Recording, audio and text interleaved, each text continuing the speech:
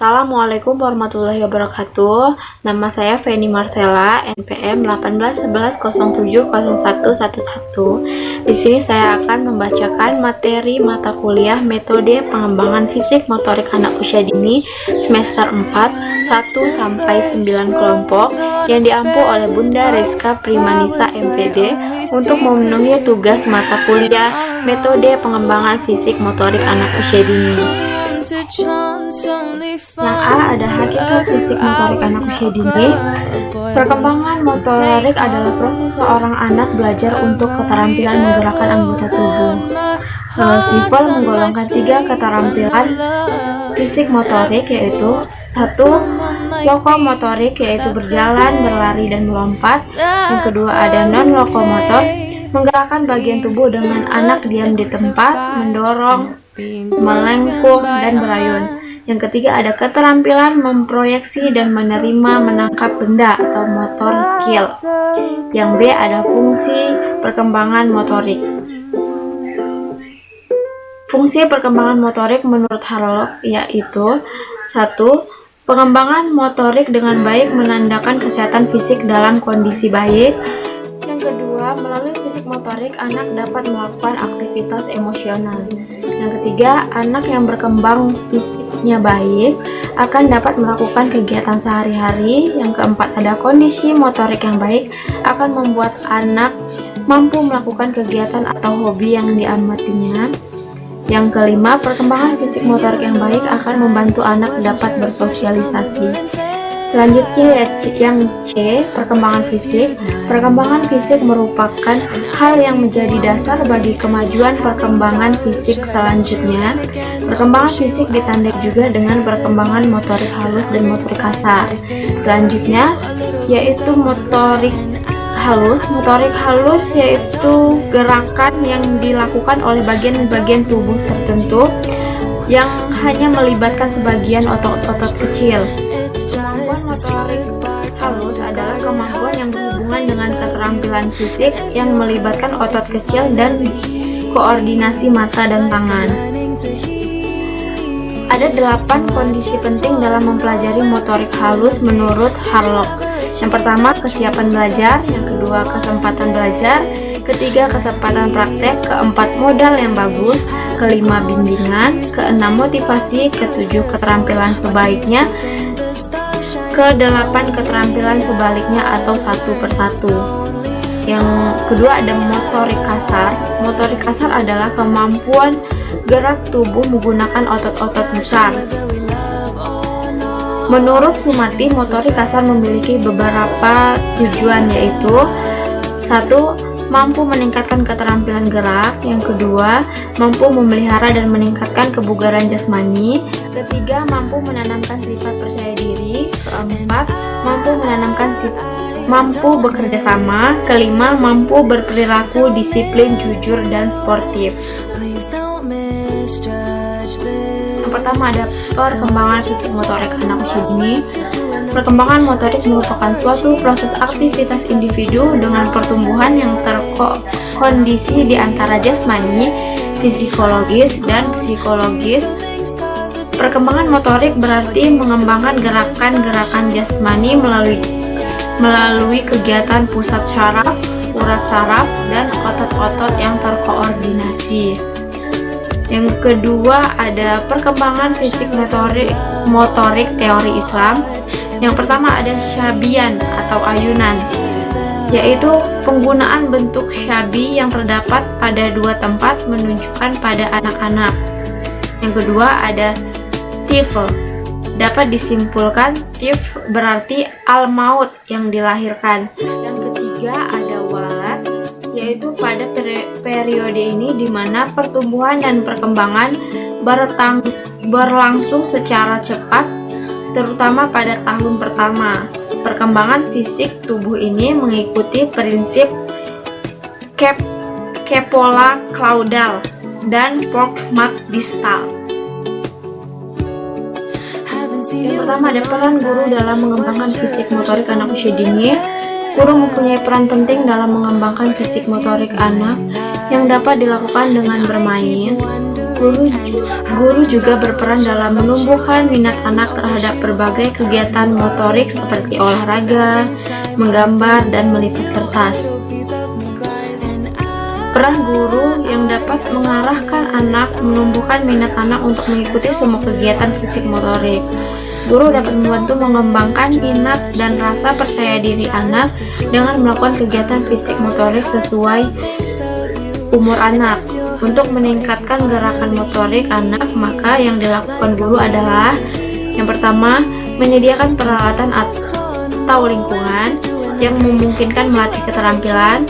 Kedua, memperlakukan anak dengan sama. Yang ketiga, memperkenalkan jenis keterampilan motorik.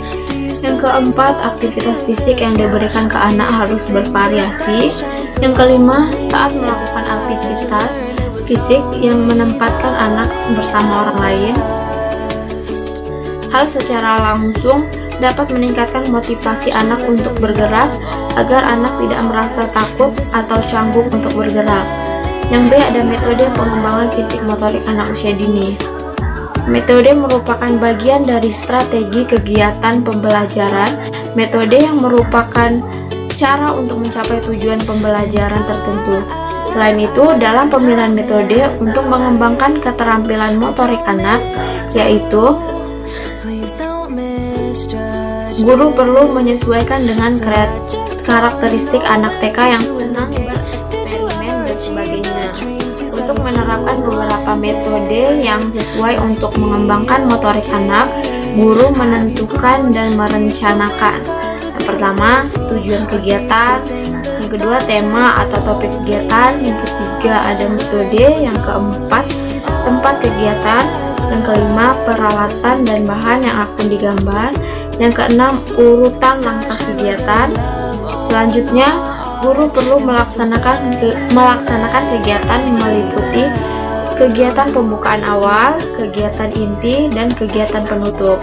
Terakhir, guru menentukan evaluasi hasil belajar anak dengan menentukan dan mengembangkan bentuk evaluasi untuk melihat kemampuan anak. Yang A, ada tahap perkembangan anak usia 0-2 tahun. Di masa ini, perkembangan fisiknya yaitu gigi, refleks, gerakan atau aktivitas bayi, pola tidur bayi, pola makan dan gizi seimbang, toilet training, otak, dan perkembangan motorik kasar dan motorik halus.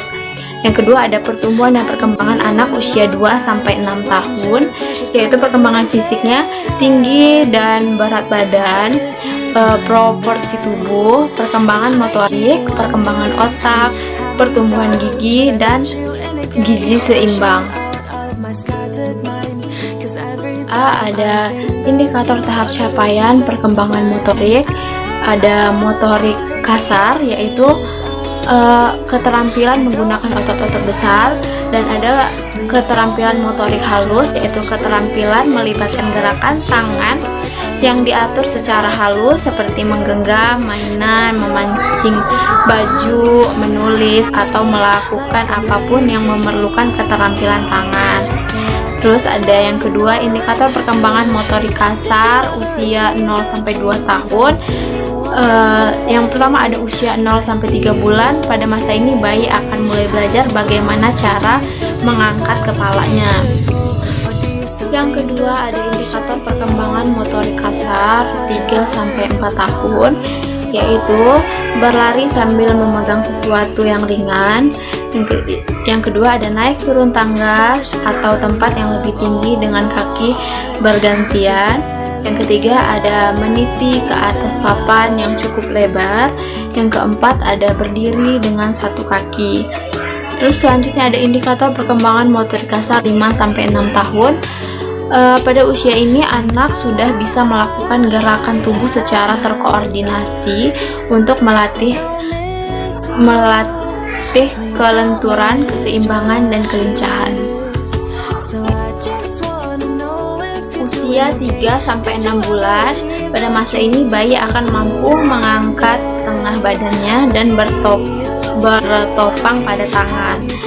Selanjutnya ada usia 6-9 bulan. Pada usia ini, gerakan motorik bayi mulai sempurna di mana bayi seolah mampu duduk tanpa ditopang kedua tangannya. Yang selanjutnya ada usia 9-12 bulan. Pada masa ini sudah bisa berdiri dan berjalan dengan dituntun oleh yang selanjutnya ada usia 18-24 bulan. Di usia ini anak mampu naik turun dari tempat yang rendah ke tempat yang lebih tinggi atau sebaliknya.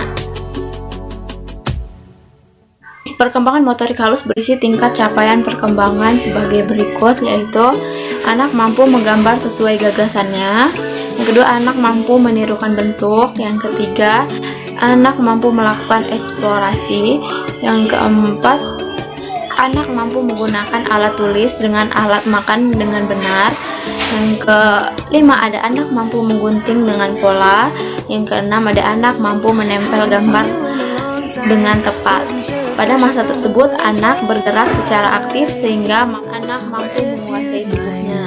Selanjutnya ada keterampilan motorik halus, merupakan kemampuan yang menumbuhkan gerakan keterampilan otot-otot kecil pada tubuh seperti keterampilan pergerakan jari jemari, pergelangan tangan, serta koordinasi mata yang baik. Kemudian untuk indikator perkembangan keterampilan motorik halus, yaitu meliputi kecepatan, cekatan, ketepatan, ketelitian, keluasan, dan ketelatenan. Yang pertama selanjutnya ada penilaian kecepatan anak. Modus kecepatan motorik halusnya mampu menyelesaikan tugas sekitar 2-5 menit, namun secara mandiri, misalnya dalam mencocokkan dan mewarnai buah manggis. Yang selanjutnya ada kecekatan motorik halus mampu mengkoordinasi jari, tangan, dan mata dalam satu waktu secara tepat sekitar 1,5 menit sampai 2 menit. Misalnya pada saat mewarnai dan lalu dicocokkan juga hasilnya juga sesuai dengan petunjuk. Yang ketiga, ketepatan motorik halus, posisi jari memegang benda sudah tepat dan luas, hasil penugasan tepat tapi mampu menyelesaikan tugas dari 2-3 menit. Contohnya pada saat penugasan mencocokkan pola gambar daun singkong. Yang selanjutnya ada ketelitian motorik halus, mereka mampu mengkoordinasi mata sempurna, gerakan tangan dan dari luas, stabil, tepat namun belum cepat. Selanjutnya yang kelima ada keluasan. Pada saat menulis dan menjodohkan gambar buah dengan tulisannya, anak terlihat fokus dan telaten dari awal sampai akhir kegiatan, meskipun hasil tulisan belum tepat dan besar kecilnya juga belum sama, serta masih lambat dalam menulis karena huruf membutuhkan waktu kurang lebih 8 detik. Yang pertama ada hakikat bermain. Ada kegiatan yang dilakukan oleh anak-anak setiap hari. Bagi anak, yaitu bermain adalah hidup dan hidup adalah bermain. Dalam bermain, anak sebenarnya sedang mengembangkan otot besar dan otot kecil dan juga mengenal lingkungan sekitar. Yang kedua ada pengertian bermain. Menurut Singer, bermain dapat digunakan anak untuk menjelajahi dunianya dan mengembangkan kreativitas anak. Dengan bermain, anak memiliki kemampuan untuk memahami konsep secara ilmiah tanpa paksaan. Yang ketiga ada jenis-jenis permainan. Yang pertama ada permainan aktif, yaitu jenis permainan yang banyak melibatkan banyak aktivitas tubuh atau gerakan. Kedua ada permainan pasif, yaitu untuk memperoleh kesenangan bukan berdasarkan diri sendiri. Yang termasuk dalam kategori permainan pasif adalah membaca, melihat komik, menonton film, dan mendengarkan lagu. Permainan aktif akan membantu berbagai aspek perkembangan anak. Salah satunya adalah perkembangan fisik motorik anak. Permainan kreatif akan mendorong kebutuhan anak terlibat dengan lingkungan fisiknya. Sejak bayi, anak mulai mempelajari dunia sekitarnya melalui sensori motoriknya. Adapun permainan kreatif untuk mengembangkan fisik motorik anak dapat dilakukan melalui 3 jenis, yaitu latihan, permainan simbolik, perlombaan dengan aturan. Ada juga beberapa bentuk permainan drama, yaitu story play, bermain situasi peran, dan bermain drama dengan irama kreatif.